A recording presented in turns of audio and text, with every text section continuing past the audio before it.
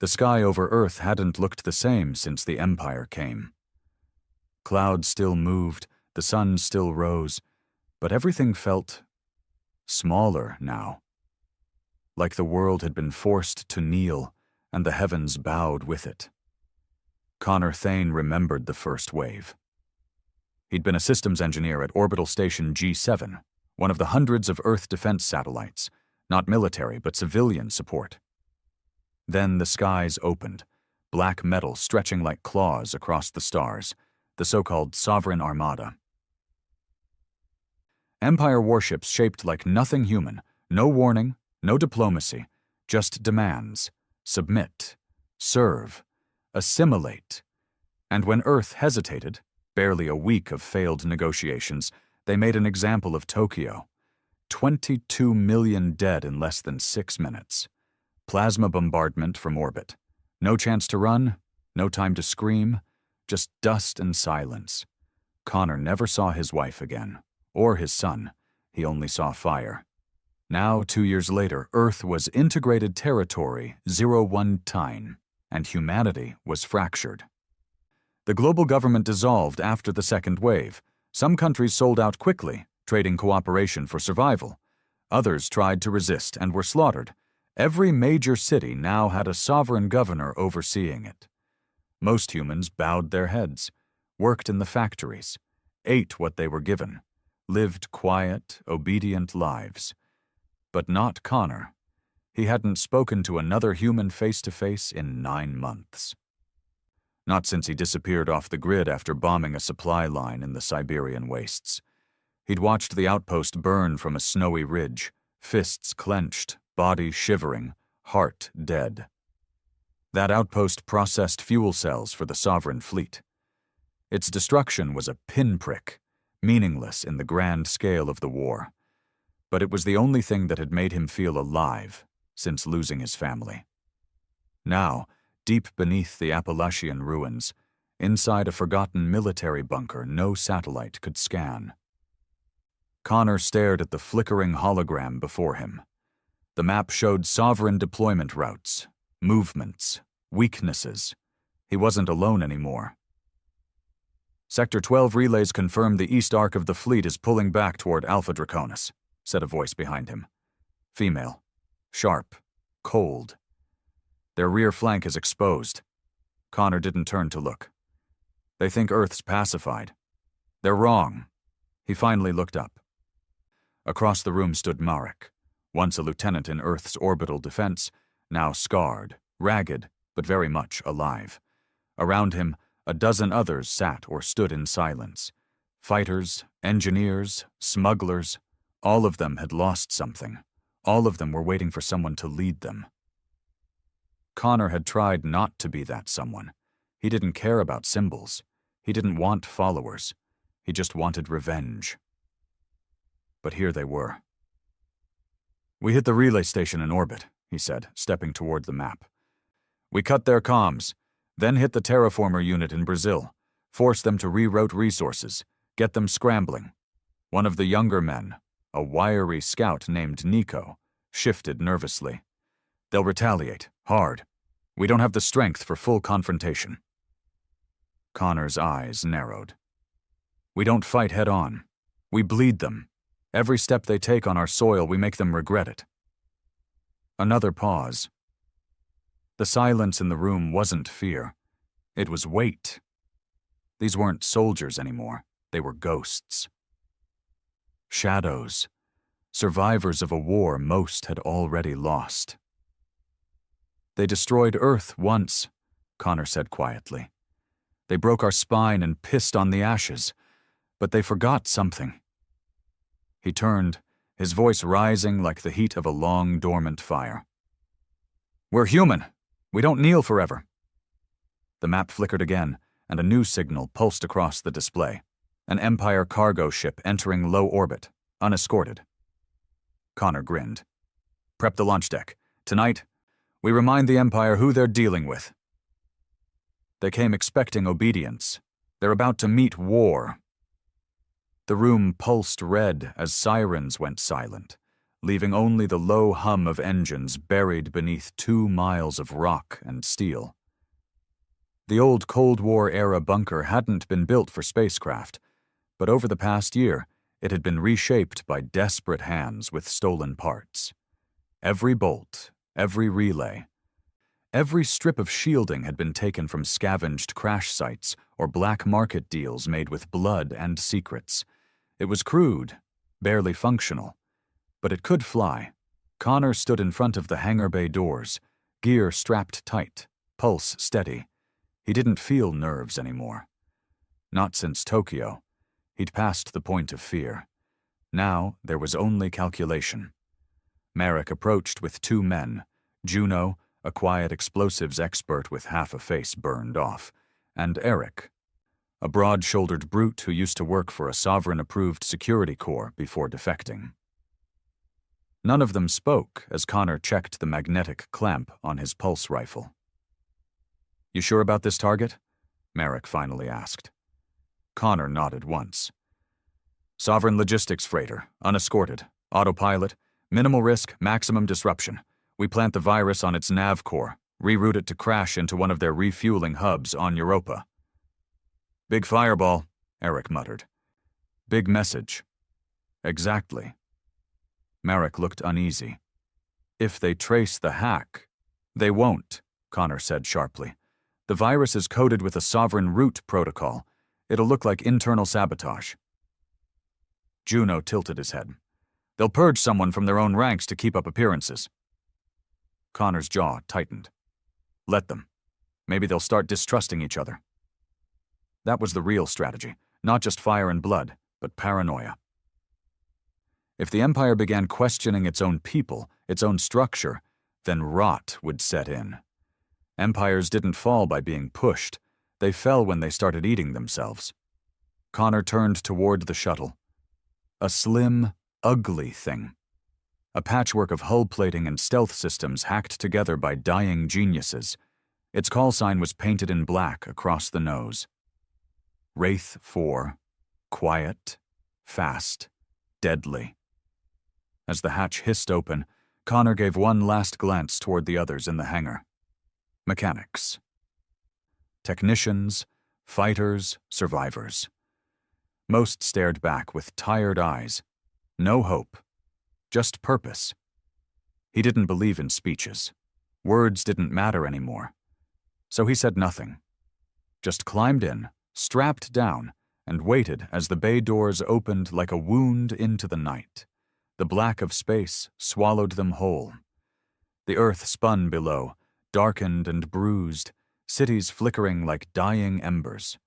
Above, the stars looked indifferent, cold, watching. Inside the Wraith, Eric flew tight and low, keeping their signal shadowed behind the curvature of the planet. No beacons, no chatter, just radio silence and the rhythm of breathing. Connor sat beside Juno in the rear, watching the readings spike slowly as they neared the cargo ship's outer perimeter. It was a behemoth, a sovereign freighter built for bulk.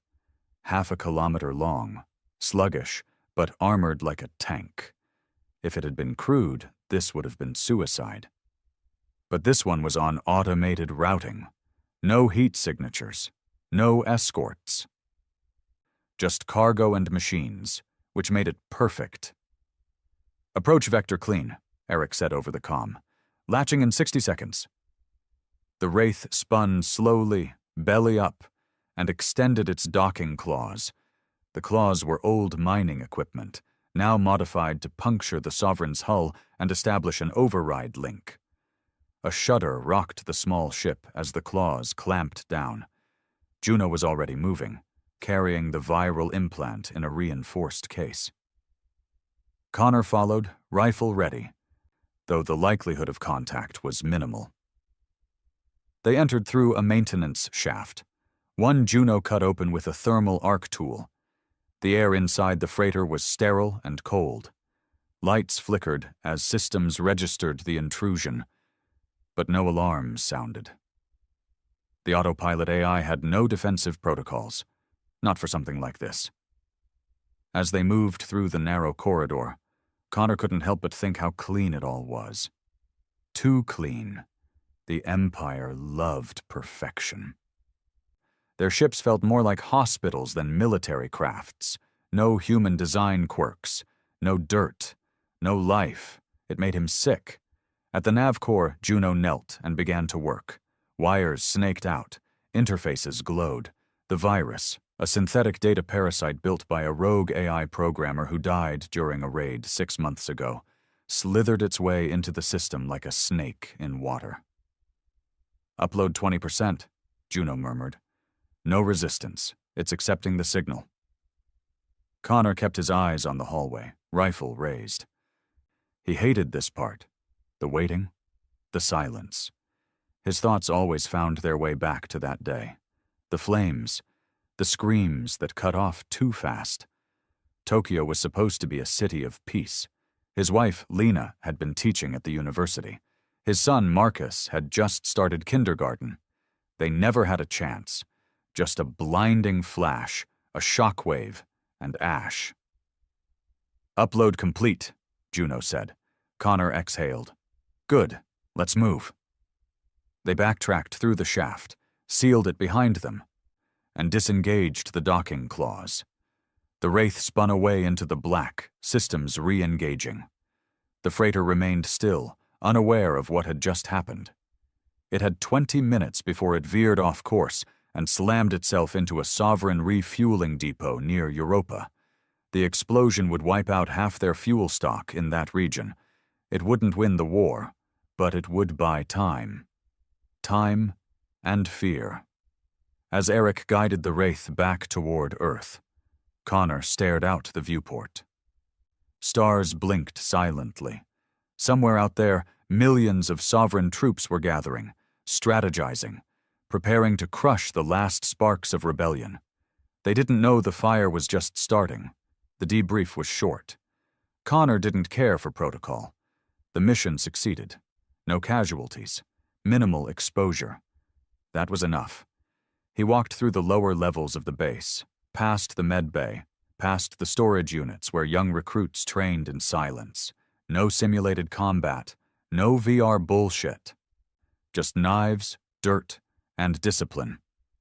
In the command room, Marek was waiting.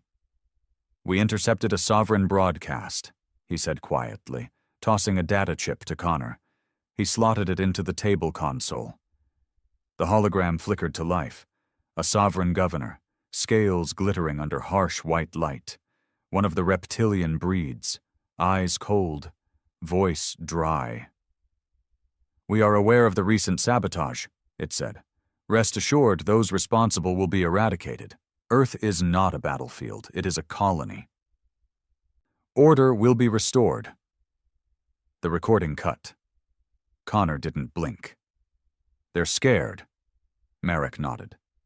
"For the first time since the invasion." Connor leaned against the table, arms folded. "We need to go bigger." Marek raised a brow. "Europa's a major target. What's bigger than that?" Connor's voice dropped low. "We hit the governor's tower in Chicago." Marek didn't speak right away. "That's suicide. Only if we go in loud. You're talking about deep core infiltration of a fortified alien base. That's not resistance work. That's assassination." Connor didn't look away. "Exactly." There was a long pause. Marek stared at him, measuring the man, weighing the madness behind his eyes. Then finally he gave a slow, grim nod. "I'll start pulling files." That night, Connor lay in his bunk, eyes wide open, staring at the steel ceiling. He hadn't slept in 2 days. Maybe 3. It didn't matter. He reached under the thin mattress and pulled out a worn photo, creased, torn, but still intact. Lena, holding Marcus, both smiling at some park he could barely remember now. His hand trembled slightly as he touched the edge of the picture. "I'm sorry," he whispered. He'd survived when they didn't. He'd kept breathing while their lungs burned. That guilt never left. Would never leave. But maybe Maybe if he could bring this empire to its knees, even just for a moment, it would mean something. He tucked the photo back beneath the mattress and sat up. Tomorrow, they'd start planning the most dangerous mission yet. And if it killed him? So be it. He'd already died once in Tokyo. The morning came without sunlight. In the bunker's war room, surrounded by cold walls and colder eyes, Connor stood before a projection of Chicago. What was left of it? The old skyline still jutted into the clouds, cracked and scorched but standing. But the city was no longer human. Not truly. Sovereign architecture now impaled it like a parasite, feeding on a dead host. At the center stood the governor's tower, obsidian black, 300 meters tall, impossible angles, designed to overwhelm the senses, the symbol of submission, and the beating heart of Earth's control grid. Merrick paced slowly as Connor spoke. This isn't about destruction. It's about disruption. The governor's tower controls the planetary compliance protocols, communications, surveillance, and the neural dampening signals used in the prison sectors. He tapped the base of the tower with a gloved finger. We don't just kill the bastard running it. We take out the uplink core. We burn their voice. Cut their eyes out. Murmurs passed around the room. Skepticism, sure, but also interest. This wasn't another bomb in the snow. This was a dagger to the Empire's throat. How do we get in? Juno asked, arms crossed. Connor brought up a secondary schematic, sourced from old sovereign code leaks, incomplete, but real. There's a cargo route through the lower sectors. Supply drones pass through Gate 12 every 9 hours. Minimal guard rotation. We hide in the shipment crates, ride it through security, and breach from inside the service maintenance levels. Crates? Eric grunted. You want to ride into a fortress in a goddamn box? Connor glanced at him. You want to walk through the front door? No one argued. Merrick stepped forward, dragging a cigarette between 2 fingers. He never lit them, just chewed the end, a nervous tick he hadn't kicked since the Empire melted Berlin. Getting in's one thing, he muttered. Getting out is suicide. The tower's sealed tighter than a vault once security kicks in. We're not all getting out, Connor said plainly. That's not the goal. Silence fell. That was the moment it turned real. No bravado, no heroism, just the brutal math of rebellion. Some would die so others could push forward. Connor continued. 4-person team. Me, Juno, Eric, and Nara. At the back of the room, Nara leaned forward. She was silent most of the time. Mechanic, sniper, ex-prisoner. Rumor was she'd taken out a sovereign enforcer with a shard of glass and a hunger for revenge. Her eyes held no hope, just purpose. We breach the core, Connor said. Juno plants the data bomb. Eric guards the hallway. Nara and I handle the tower level. Once the core goes dark, sovereign units across the continent will lose coordination for at least 3 hours. That's our opening to hit additional targets. Spread the chaos. Merrick looked him over. You sure you're ready for this? Connor didn't answer. He had nothing left to be ready for. Nothing to wait for. The only thing that kept his heart beating was the thought of standing in front of the enemy that had taken everything, and watching them fall. The night before the op, Connor walked alone through the bunker's lower levels, past the generators, past the growing makeshift graves marked only with steel plates and carved initials. He found himself in the firing range. The lights were low, the air reeking of oil and ozone. He picked up a battered sidearm from the bench and checked its chamber. Old Earth tech. Untraceable. He fired once. The recoil barely registered. You ever wonder if we're just prolonging the inevitable? Merrick's voice came from behind. Calm. Low. Connor didn't turn. You think we should just roll over? I think we already lost. We're just dragging the funeral out. Connor finally looked at him. I'd rather die fighting than live like a dog. Merrick nodded. Yeah, me too. He paused. But what happens if we win, Connor? What's left? Connor looked away. I don't know, he whispered.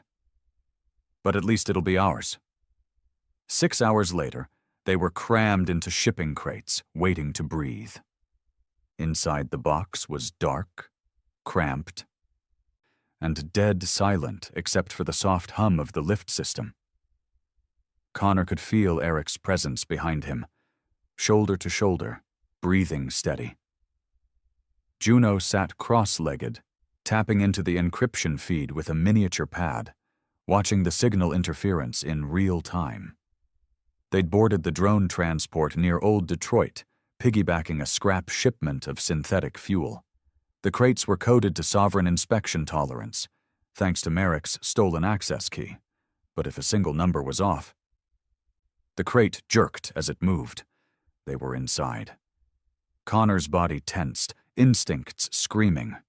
He hadn't been this deep into enemy territory since the first year of the war, when he and Lena had tried to evacuate refugees through an abandoned orbital tube and watched it collapse in plasma fire.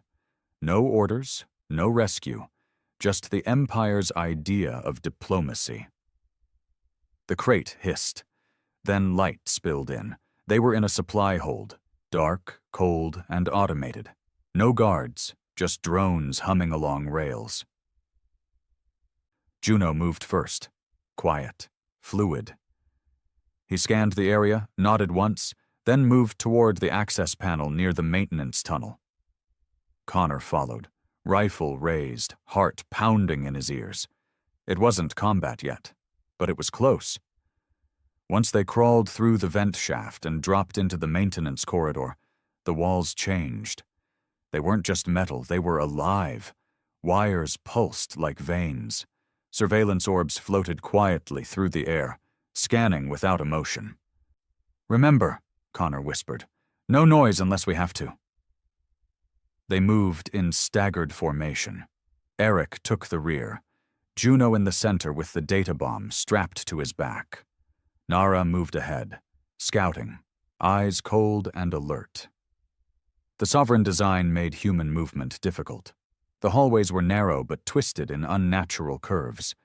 It was like walking through a creature's spine. They passed through 4 junctions, disabling the drones with Juno's interference bursts.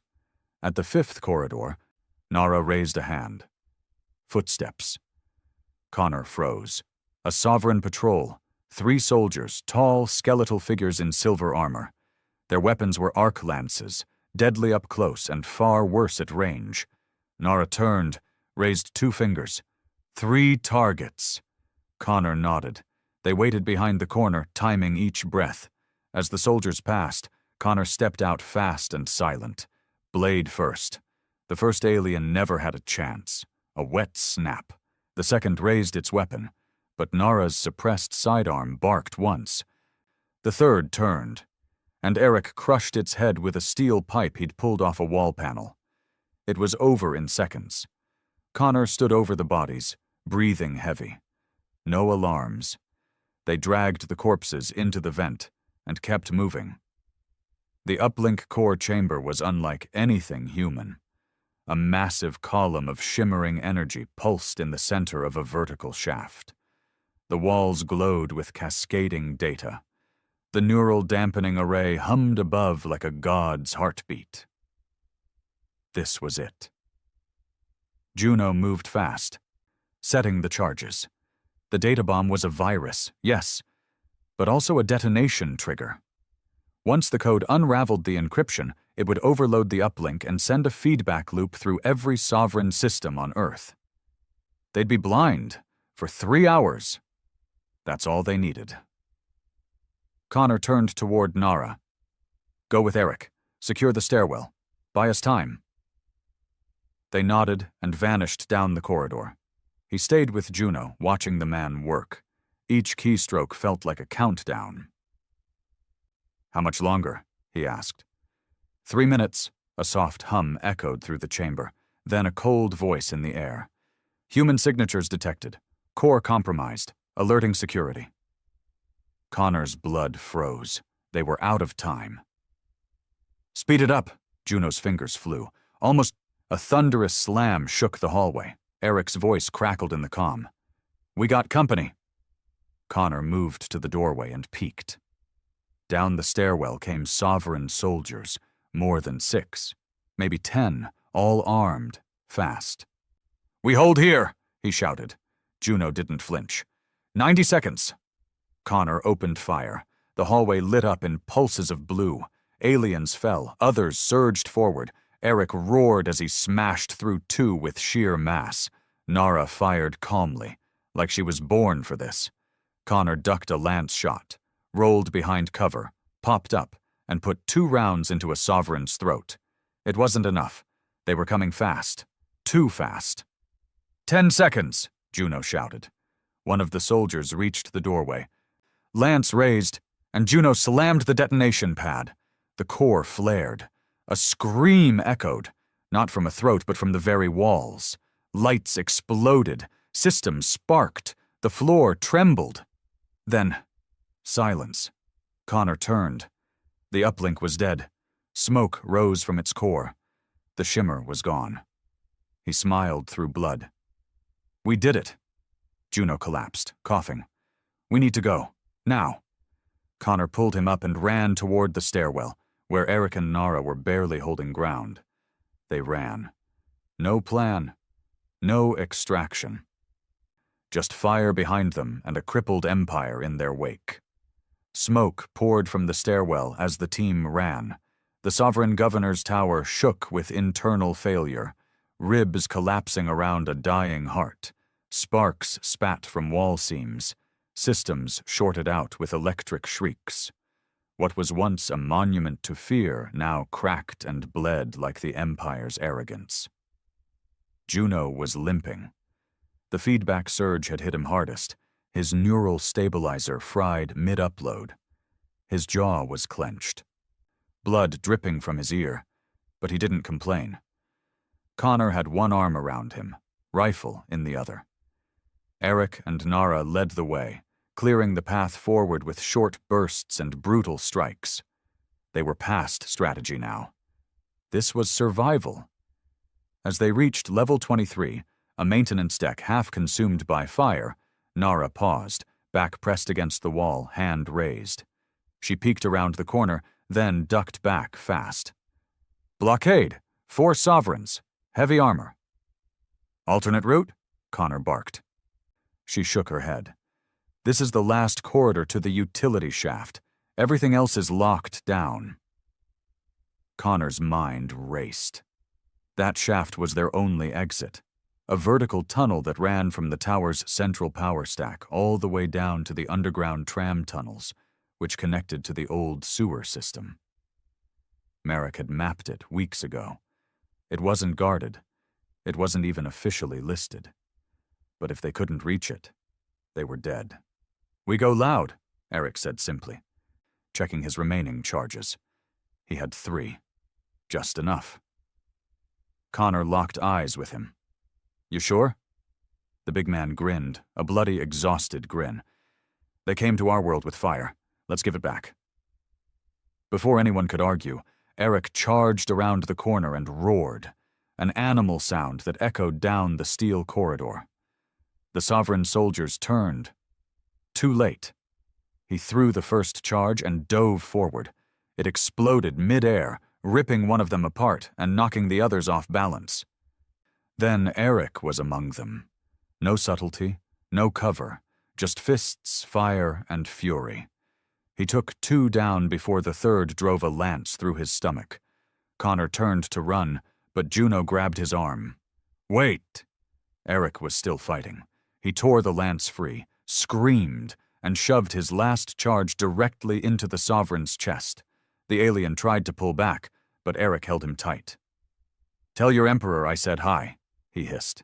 The hallway lit up with a white-hot blast. The shockwave knocked them off their feet. The walls buckled. Smoke swallowed everything. When it cleared, only ash and metal remained. Eric was gone. Connor forced himself to his feet. His hands were shaking. His chest felt hollow. No time to mourn. Not here. Not now. He led them through the charred corridor, over scorched bodies, and toward the shaft. They pried the grate open and slipped inside. It was tight, narrow, and vertical. Metal rungs led downward into darkness. Juno went first, one-handed. Connor followed, rifle slung. Nara took the rear, covering them. Down and down they climbed.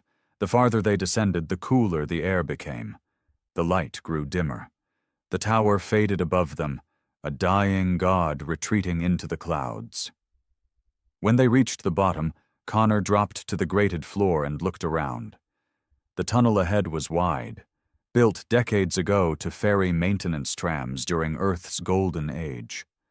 Now it was flooded in parts, rusted in others. But it was untouched by sovereign occupation, hidden in plain sight. They ran. The extraction point was buried beneath an abandoned train depot outside the city limits. Marek had parked a crawler there, a low-profile armored vehicle disguised as an old mining rig. It had no weapons, just shielding and wheels. Enough to get them home. By the time Connor, Nara, and Juno stumbled into the vehicle bay, they were filthy, limping and coughing soot. Marek met them at the door, eyes scanning behind them. "Where's Eric?" Connor didn't speak, just gave a small shake of the head. Marek looked down, bit his lip, nodded once. Then he opened the crawler and ushered them inside. The ride back was silent. Juno passed out halfway through, feverish and pale. His neural damage was worse than expected. Connor held pressure to his wound, keeping him awake long enough to stabilize his vitals with the last stim they had. Nara sat across from him, arms crossed, face blank. She hadn't said a word since the blast. Her face was smeared with ash and blood, and her right eye had swollen shut. Connor looked out the window as the landscape passed. Ruins, skeletons of buildings, burned fields. Earth wasn't healing. It was surviving, barely. The bunker received them like returning ghosts. Doctors rushed to take Juno. Mechanics swarmed the crawler. Soldiers who'd barely spoken to Connor before now stood aside in silence as he passed, some with clenched fists, others with hollow eyes. They knew what this mission had cost. Inside the war room, Marek lit a cigarette for real this time. No chewing, just fire and smoke. "We intercepted multiple sovereign distress calls," he said. "The core is dead. Coordination systems offline. Security protocols corrupted." He looked up. "They're blind, Connor. You did it." Connor nodded, sat down, rubbed his face with blackened hands. He didn't feel victorious, just tired. "So what now?" Marek asked. "We move," Connor said. "Fast, while they're bleeding." Marek nodded slowly. "I've already got strike teams hitting data centers in France, orbital relays in Argentina, and supply lines in the east, but they'll adapt soon." Connor looked him in the eye. "Then we hit them again, harder, until there's nothing left." Marek blew out a long stream of smoke. "You're turning into what they fear the most." Connor didn't respond. Maybe he already was. That night, Connor sat alone in the engine room. A quiet corner where the heat kept the cold out and the machines hummed like lullabies. He pulled the photo from beneath his armor, creased and fading. Lena. Marcus. He stared at their smiles for a long time. "I made them hurt," he whispered, "but it's not enough." He thought of Eric, his last words, his grin, the fire. Connor had led them into the heart of the beast, and they'd won, but at a cost that bled deeper than flesh. He leaned back against the wall, eyes heavy. Sleep came like a thief, dragging him into memories too painful to stay awake for. Meanwhile, across the planet, the sovereign empire reeled. The Chicago uplink wasn't just a communications tower. It was symbolic, a declaration of dominance. Now it was a crater. In the vast command halls of the Empire's lunar control ship, the Sovereign High Warden stared at a blank data stream with his 7 eyes narrowed in rage. He turned to his subordinates. "How many of them are left?" "We don't know. The human network is fragmented, spread across old cities and underground ruins. They adapt unpredictably." The warden's mandibles clicked. "They are vermin." He stepped forward. "Then it is time to cleanse the nest." He activated a new protocol, one not yet used on Earth. Project Oblivion. Back in the bunker, as dawn broke in burnt orange lines across the broken horizon, Merrick approached Connor in the mess hall. "Word's spreading," he said. "You've become the face of the resistance." Connor shook his head. "I'm no symbol." "Doesn't matter. Symbols don't ask permission." Connor drank his black coffee. No sugar, no milk, just bitter and hot. "We need to hit the lunar link next," he said. Marek blinked. "That's insane." "They're sending reinforcements from there. Once they adapt to the blind strike, they'll coordinate from orbit. We need to cut the head off the snake." Marek leaned in, serious. "You know they'll throw everything they have at us now, right?" Connor smiled bitterly. "Let them." Connor had stared at many maps in his life. Battle maps, surveillance overlays, colony blueprints. But none of them ever made him feel like this. The hologram in front of him displayed the sovereign lunar control array, a sprawling fortress built into the dark side of Earth's moon. It wasn't just a command hub. It was a superstructure, part station, part weapon. It pulsed with power stolen from 10 conquered systems, feeding an empire that treated Earth like a training ground for tyranny. This was where they coordinated global suppression, where orbital strikes were authorized, where Earth's fate was decided from a distance, behind steel and starlight. And Connor Thane was going to burn it down. "This is madness," Merrick said again, pacing behind him. "We're not talking about a tower anymore. This isn't Chicago. This is the moon. They'll see us coming the moment we leave orbit." "They would," Connor said, "if we go through orbit." Merrick stopped. "You've got something." Connor tapped a new projection. "There's a maintenance tunnel beneath the structure.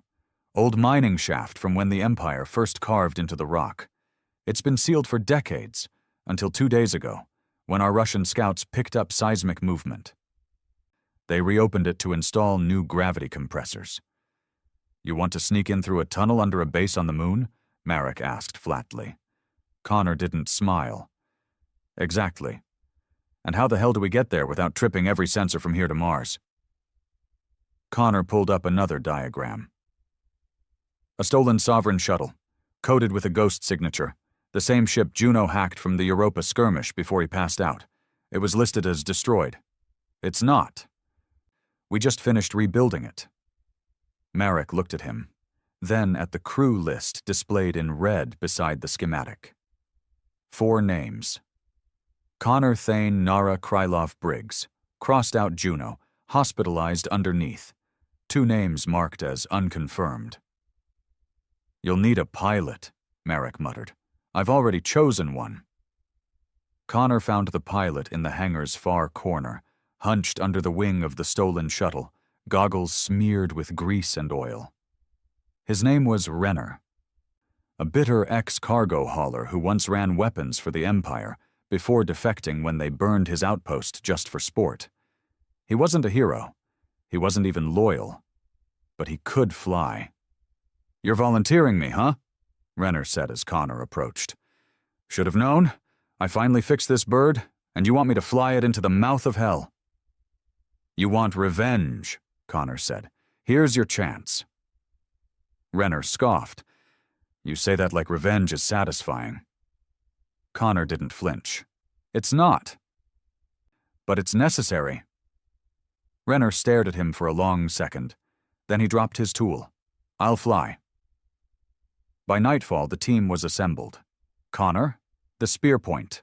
Nara, stealth and precision. Renner, Pilot and improviser, Thorn, last-minute addition, demolitions expert, former sovereign enforcer turned traitor. Built like a tank, carried pain like a religion. They loaded onto the shuttle in silence. No fanfare, no flag-waving speeches. Just the soft hiss of airlocks and the cold embrace of a stolen war machine. As they lifted off from the Earth's surface, concealed by atmospheric distortion and interference pulses provided by Merrick's tech team, Connor stared out the viewport. The planet looked fragile, wounded, but still alive. It deserved more than slavery. The journey to the moon took hours. The shuttle stayed dark, drifting between satellite shadows, powered only by backup cells to avoid detection. Every bump, every fluctuation made the cabin tense. Once we breached the shaft, Connor briefed them, we split into 2 teams. He nodded to Nara and Renner. You two handle the relay jammers. We need to block all outgoing alerts before we hit the core. Then to Thorn. You're with me. We breach the control center and rig it to blow. Renner tilted his head. And how do we get out? Connor looked him in the eye. We don't. A heavy silence fell. Renner opened his mouth to protest, but Nara cut him off. We knew what this was. Connor nodded.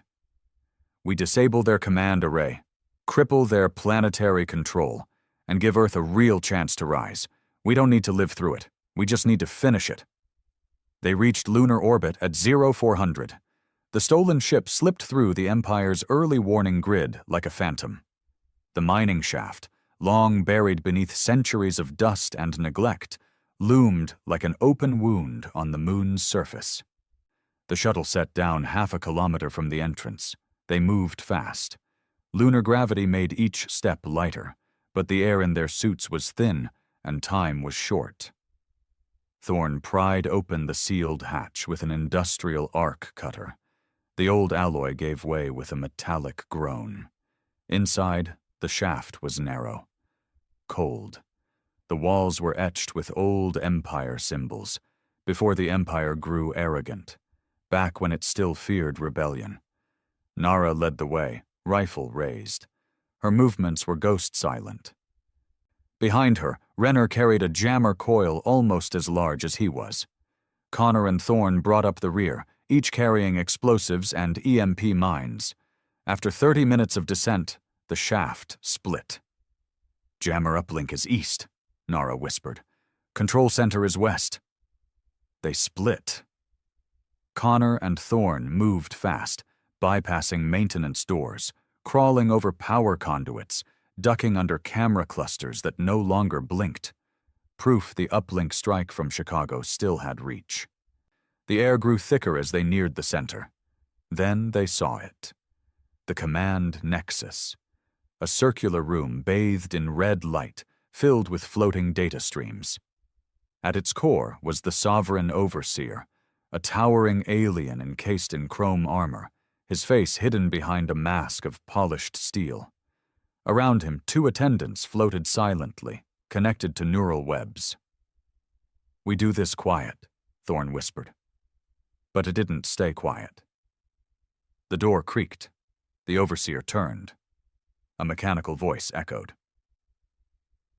Human intruders! Connor didn't wait. He shot the nearest attendant through the throat and dived left as plasma bolts sizzled past him. Thorn charged forward, screaming, and tackled the second attendant into a console, smashing it to sparks.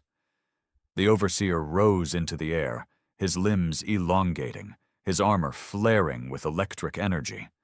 He was not just a commander, he was augmented. Connor emptied his rifle into the floating monster. The rounds sparked harmlessly off his shield. The Overseer struck back, a kinetic wave that slammed Connor against the wall, cracking his ribs. Thorn roared, grabbed an EMP charge, and hurled it with everything he had. It latched onto the Overseer's spine and detonated. The room flickered. Lights died. The overseer crashed to the floor with a mechanical shriek, spasming. Connor crawled over, shoved a charge into the control core beneath the floor, and activated the fuse. Thorn was bleeding from the mouth, half-conscious. "You good?" Connor asked. Thorn nodded once. "Finish it." Meanwhile, in the relay chamber, Nara and Renner encountered their own nightmare. A patrol drone had survived the system's blackout. It launched the moment they breached the relay door, spinning blades and plasma eyes. Renner was thrown against the wall. Nara dodged left, rolled under a burst, and fired 3 precise shots into its optic.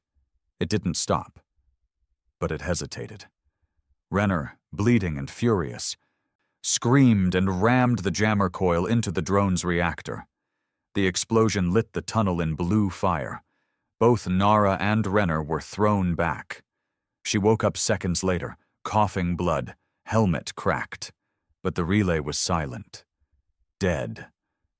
Back in the Nexus, Thorn was fading. Connor dragged him to the shaft, slung his arm over his shoulder. "You're not dying here," Connor growled. But Thorn shook his head. "Leave me. Finish it." Connor didn't want to lose another man. But time was out. He nodded once. "Thank you." Thorn gave him a weak smile. "Make it count." Connor ran. The charges blew 2 minutes later. The lunar command array ruptured in a shockwave that could be seen from Earth. The tower, the overseer, the entire chain of control, gone in fire and ash. Connor's suit was torn, his lungs burned. He barely reached the extraction beacon before collapsing. But Nara found him. She dragged him to the shuttle. Renner was there too, burned, limping, but alive. They launched just as Sovereign reinforcements arrived. The ship shuddered through enemy fire, but held. Behind them, the moon burned. On Earth, Merrick stared at the data feed as the signal flatlined. He didn't speak. Then, news rolled in. Sovereign orbital defenses had gone dark. Earth's jamming zones were fading. The planet could breathe again. "They did it," someone whispered. Marek's eyes welled, but no tears fell. "Start the broadcast," he said. A message began transmitting across every ruined city, every prison block, every resistance cell. "The moon is free. The Empire bleeds. Rise." The world didn't celebrate, not at first. When the message hit, "The moon is free. The Empire bleeds. Rise." There wasn't applause, no chants, no flags, just silence. And then, all at once, movement. Across the continents, shadows shifted. In New Nairobi, workers in Sovereign biolabs turned their tools into weapons and took over the facility, killing their handlers with lab scalpels and fire. In Old Toronto, prisoners broke free using a smuggled charge, flooding the tunnels in screams and gunfire. In the Siberian mining colonies, exiled humans sealed the shafts with explosives, trapping 3 Sovereign supply officers underground. Within 12 hours, over 200 separate uprisings ignited across the globe. Earth wasn't rebelling. It was reawakening. In the Appalachian bunker, Connor sat with cracked knuckles and swollen ribs, watching it unfold. Merrick stood beside him, stunned. "You lit the fuse," Merrick whispered. "Now the whole powder keg's going." Connor didn't feel victorious. He felt cold. The transmission from the moon was only part of it. The truth, that the Sovereign were vulnerable, had broken something deeper than fear. People weren't just resisting anymore. They were killing. And the Empire would answer. "Anything from the sky?" Connor asked. Merrick's face darkened. "They're quiet. Too quiet." He tapped a button, and a grim report loaded on screen. "Empire Protocol, Project Oblivion." Connor leaned in. "What the hell is this?" "Worst-case scenario," Merrick said. Burn everything that resists. No more governance. No more occupation. Just extermination. Connor stared at the words. His hands clenched into fists so hard his knuckles cracked. Where? He asked. Started in southern Africa. Targeted scorch zones. Now expanding east. How many dead? Merrick didn't answer. Connor slammed the table. How many? Merrick looked away. Over 6 million. In under 4 hours. The screen flickered. Another feed came in. Live footage. A city once called Durban, now a crater of flame. Empire drones descended like black rain, vaporizing entire blocks. There was no warning, no evacuation, just heat and silence. Connor stood up, shaking. This isn't war anymore, it's slaughter. Merrick nodded. And it's only the beginning. If we don't break their offensive line before oblivion spreads continent-wide... Connor didn't need the rest of the sentence. Earth would be ash. Hours later, in the war chamber, resistance commanders from all over Earth flickered into focus via hololinks. Some were military, some barely soldiers. All were desperate. Connor stepped up. The man who'd bombed the tower. The man who came back from the moon. The man people now followed. He looked at each face and spoke clearly, with no rehearsed lines. We don't have the numbers, we don't have the tech, and if we keep fighting scattered, we'll be gone in a week. Silence. Oblivion has already taken millions. They'll purge the planet, then move on like we were a failed experiment. We cannot let them decide how humanity ends. He leaned forward. So we give them something they don't expect, one last offensive, coordinated, relentless. We hit their central control hub in the Amazon basin, their last orbital uplink facility. It's shielded, guarded, buried beneath a fortress. But if we take it down, we shut off their last connection to the fleets. The Oblivion command codes go dark. A grizzled rebel leader from Cairo barked. And how the hell do we breach a fortress like that with sticks and bullets? Connor didn't hesitate. We don't storm it, we crack it, from within. He tapped his pad, projecting a sovereign uplink schematic stolen weeks ago. We found a hole, a pressure valve built into the coolant system that feeds the planetary AI. We overload it, massive power spike. It'll cook the system from the inside, disable the uplink, and with that, we cut Oblivion's leash. Another rebel spoke. You're saying the AI burns, and the orders die. Connor nodded. I'm saying we rip their heart out. Murmurs across the feed. Then the Cairo commander grunted. What do you need? Connor looked into the camera.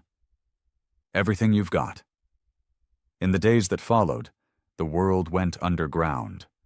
Convoys moved by moonlight. Fighters traveled across oceans in stolen freighters. Weapons were salvaged from ruins, built in basements, or scavenged from fallen sovereign corpses. The plan was madness.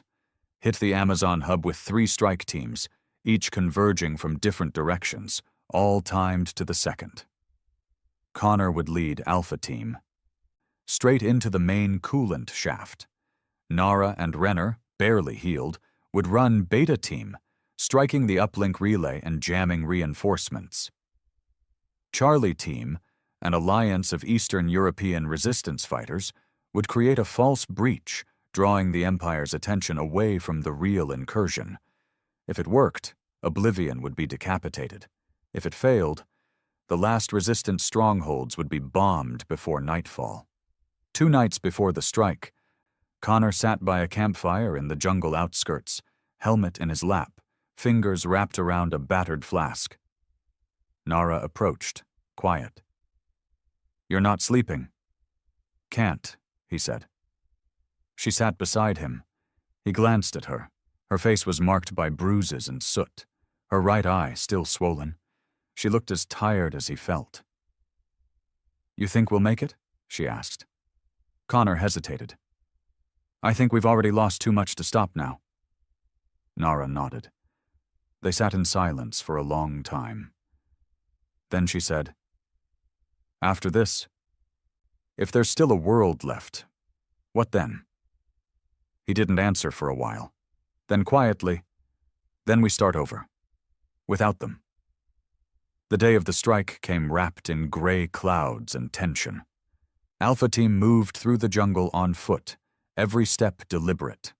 Sovereign scout drones flew overhead, their buzzing blades slicing through the canopy. But jamming signals from Beta Team masked the human signatures, just long enough. When they reached the coolant shaft, Thorne's replacement, an ex-miner named Drex, set the charge. Connor looked down the black tunnel, steam rising from the depths. "Once this goes, everything above collapses," Drex said. "Good," Connor replied. "We're not here to take prisoners." "Just a question," Drex muttered. "You think they'll remember us?" Connor looked up towards the invisible sky. "They won't have the chance." Inside the shaft, everything reeked of chemical rot and scorched metal.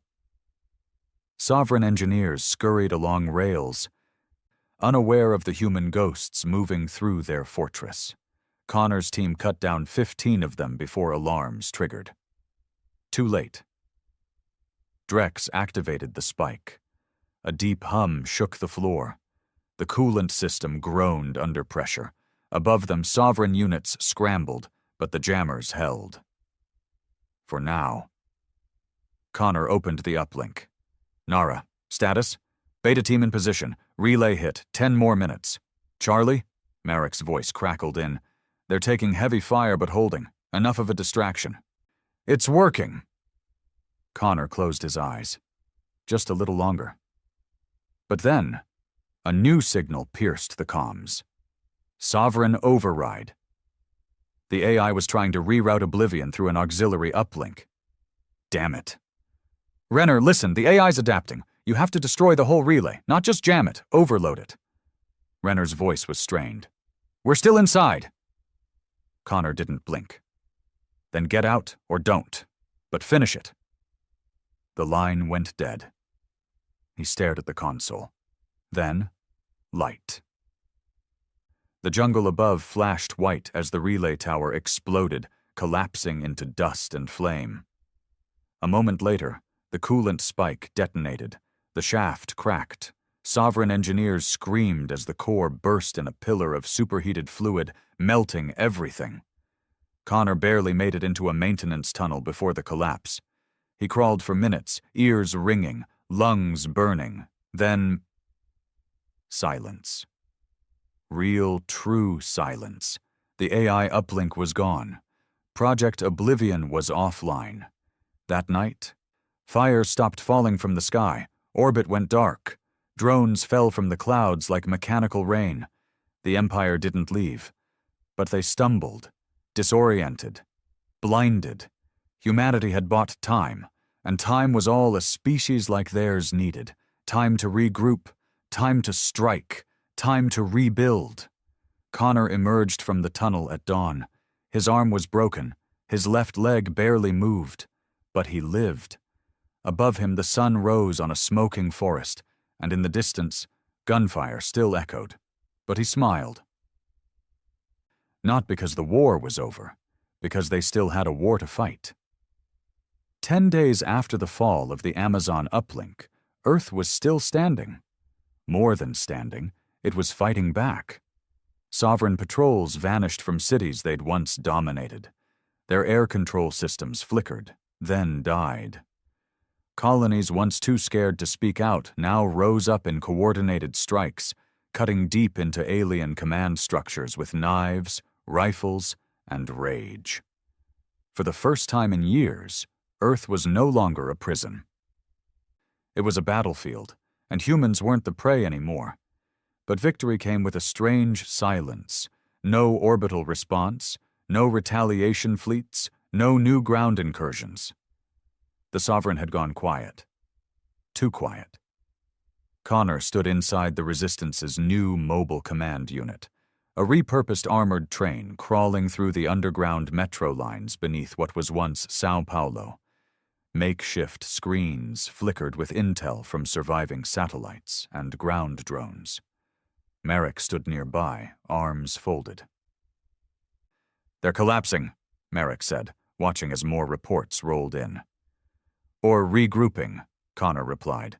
"Empires don't just vanish." Merrick pointed at a series of intercepted internal transmissions, fragmented sovereign signals, scrambled, disordered. "They're not just retreating, they're turning on each other." Connor narrowed his eyes. "You're saying they're fighting themselves?" Merrick nodded. "Chain of command broke when we fried the uplink. Now every local sector commander's fighting for control.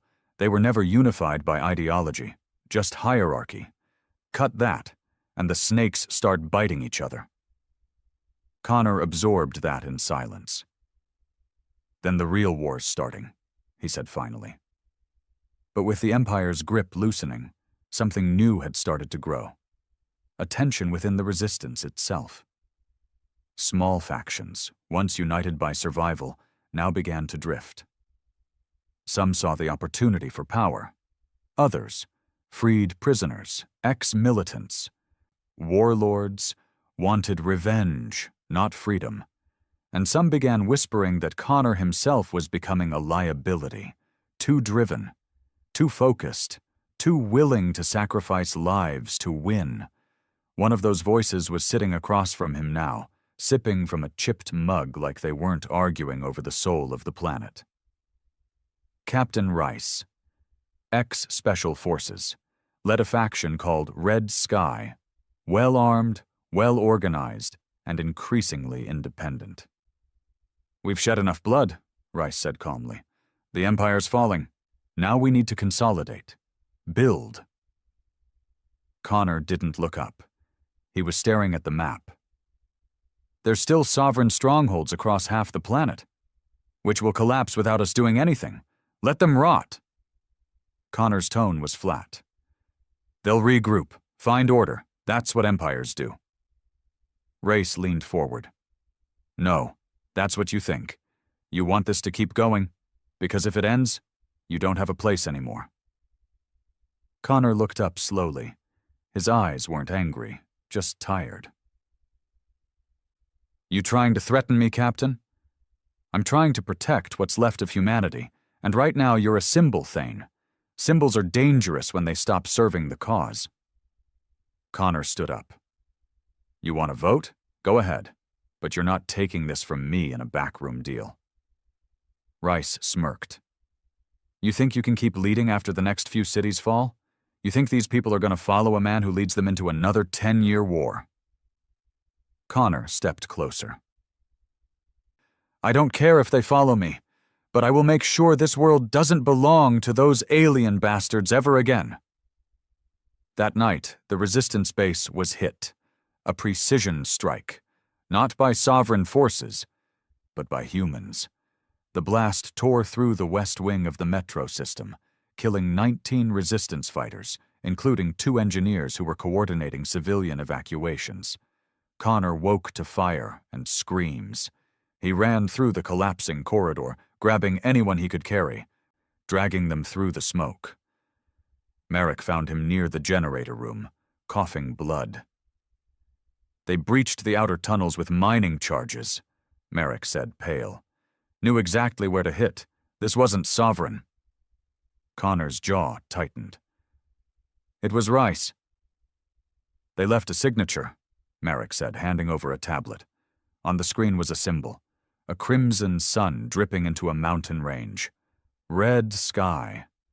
Connor's heart felt like it dropped into ice. "They've declared open war," Merrick muttered. "Not on the Empire, on us." By morning, Rice's men had seized 4 supply lines in South America and bombed a former sovereign relay tower still under resistance occupation. He broadcast a message across all rebel channels. "The war is over. Those still clinging to bloodshed are no better than the Empire we fought. If Connor Thane continues his campaign, he does so as a warlord, not a liberator.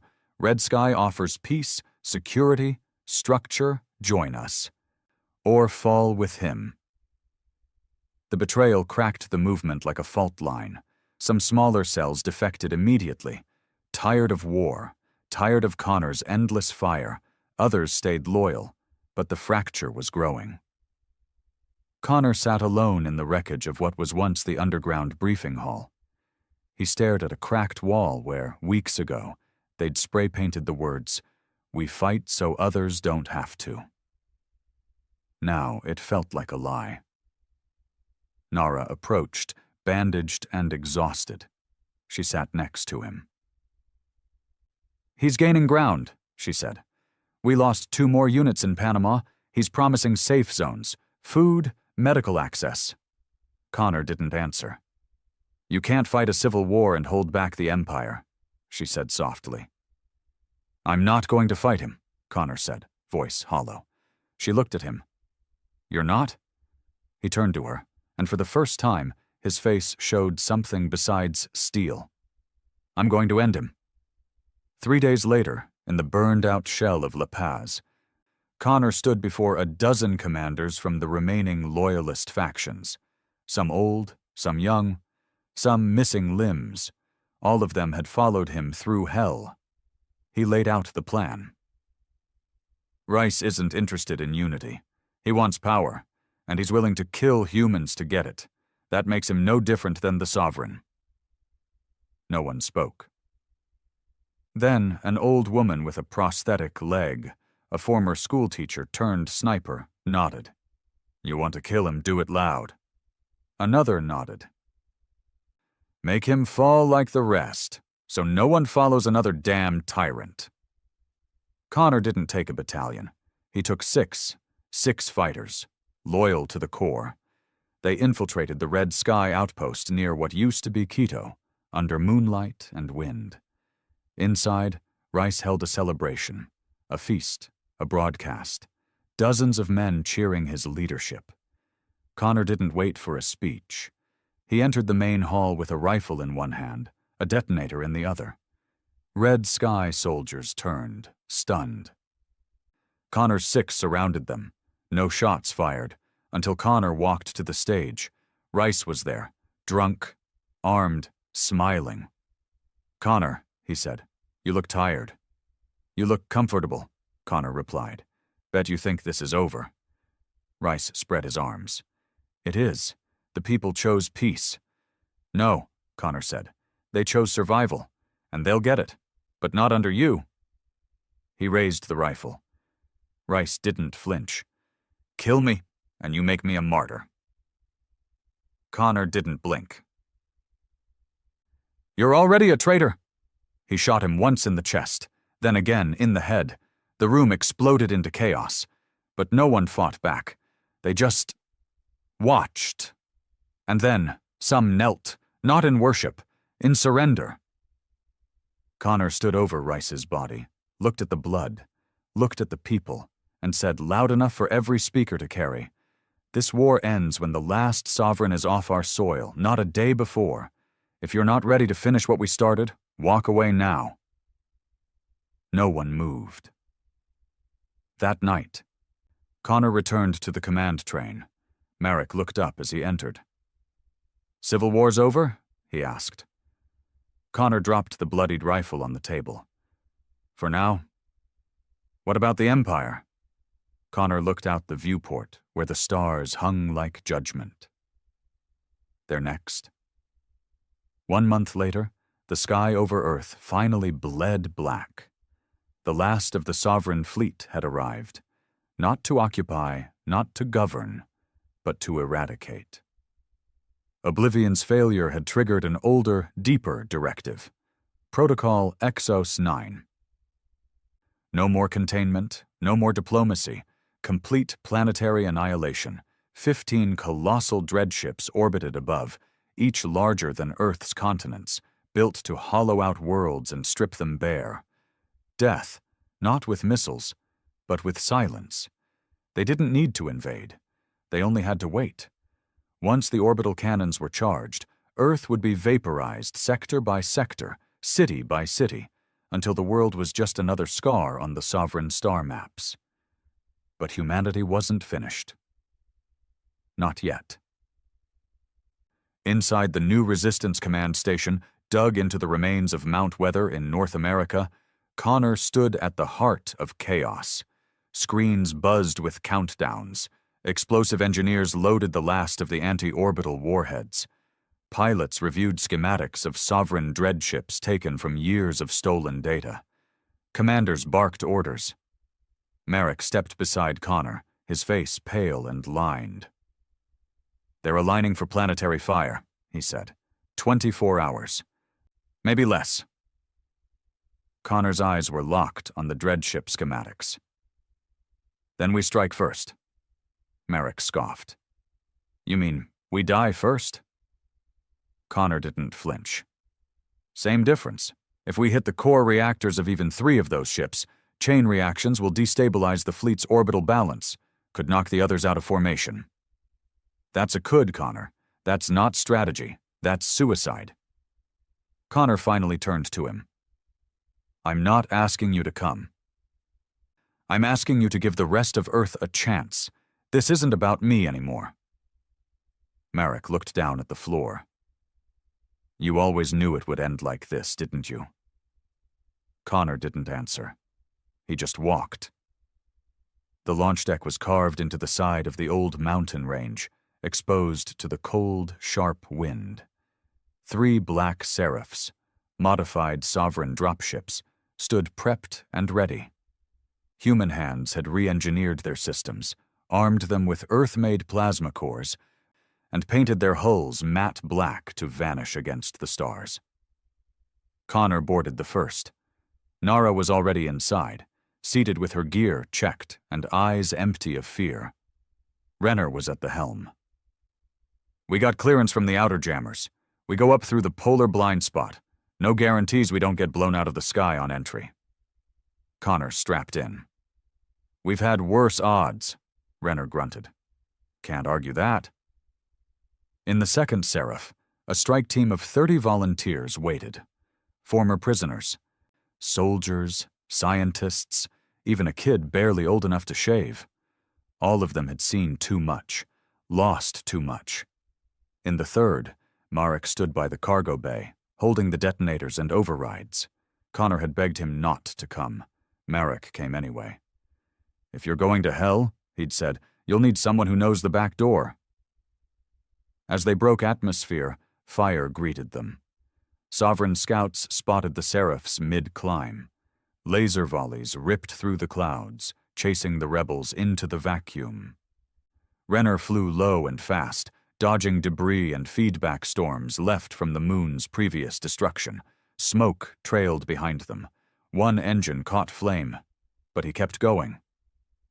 The first dreadship came into view like a floating mountain, miles wide, covered in armor plates and solar sails.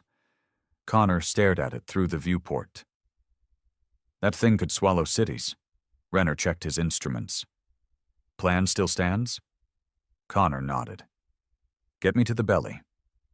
"We breach at the power core." The Black Seraph slammed into the dreadship's underside like a hammer. Magnetic claws engaged. Plasma torches cut through hull plating. The breach began. Inside the Seraph, Connor loaded his rifle, looked at Nara, said nothing. She gave a sharp nod. They both knew what this was. They both knew it didn't end with survival. Once the breach opened, chaos poured in.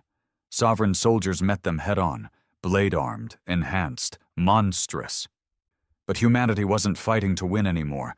They were fighting not to be erased. Connor led the charge, rifle blazing, carving a path toward the internal spine of the dreadship. Nara moved beside him like a ghost, picking off enemies with perfect precision. Behind them, human fighters fell one by one, but they kept advancing. No retreat, no surrender. They reached the reactor core after 40 minutes of hellish combat. By then, only 9 of them were still alive. Marek limped into the chamber. Detonator clutched in one bleeding hand. The core hummed, blue, alive, pulsing like a heartbeat. "It'll take 3 charges," Marek said, wheezing. "And we have 4. Connor set the first 2 without hesitation. Then Merrick staggered forward, pressing the third against a vital panel. Connor turned to him. "You're going back with Nara and the rest." Merrick chuckled, spitting blood. "Hell I am." Connor stepped closer. "You've done enough. You got us this far." "You brought us this far," Merrick whispered. "Now you finish it." Connor stared at him, eyes rimmed with grief. Merrick grinned. "Go." Connor stepped away. Nara handed him the final charge. "Where?" Connor looked at the core. "Dead center." She nodded, followed him, and planted it. The three of them ran back toward the breach point. Renner was already powering the Seraph. "We've got a sliver of time before this thing lights up like a supernova." "Where's Merrick?" he asked. Connor looked away. "Staying behind." No one argued. The Seraph shot away as the first dreadship detonated behind them. The explosion lit up the sky over Earth, brighter than any sunrise. The shockwave shattered two nearby dreadships off course, crashing them into one another in slow, burning agony. From the ground, the world watched it happen, and cheered through tears. But it wasn't over yet. The final phase of the plan required one last strike, on the dreadship command vessel, the mothership. Seated at the apex of the fleet formation, it hadn't moved, hadn't fired, because it was waiting. It had never spoken. But now it transmitted, across every channel, in every language. "You are insects. This was mercy. Now we bring extinction." Connor stared at the transmission. "No," he said aloud. "Now we bring vengeance." Renner was nearly unconscious from the strain, but he brought the Seraph within reach of the mothership's docking ring. Connor and Nara suited up for EVA, spacewalk entry.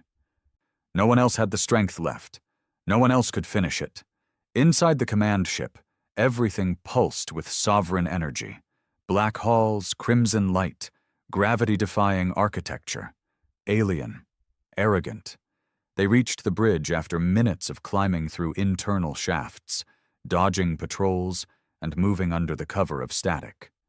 And there, on a throne of steel and silence, sat the Sovereign Prime. 10 feet tall, eyes like voids, wrapped in living armor that hissed and moved on its own.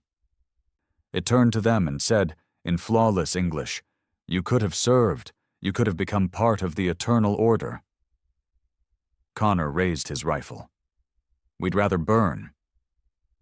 The Sovereign Prime rose. The fight was not a battle. It was war, compressed into seconds. Connor dodged energy blasts, flanked the monster with Nara, firing round after round into its shielded frame. But it didn't stop. It crushed Nara against a pillar, her shoulder shattered, but she kept shooting.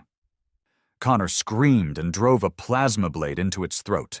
It roared, flung him back. He hit the ground, blood in his mouth, bones cracked, but he pulled the detonator, held it high, and pressed it. The mothership erupted in flame. The core melted, the throne shattered, and the Sovereign Prime was no more. From orbit, Earth saw the last dreadship fall like a dying star.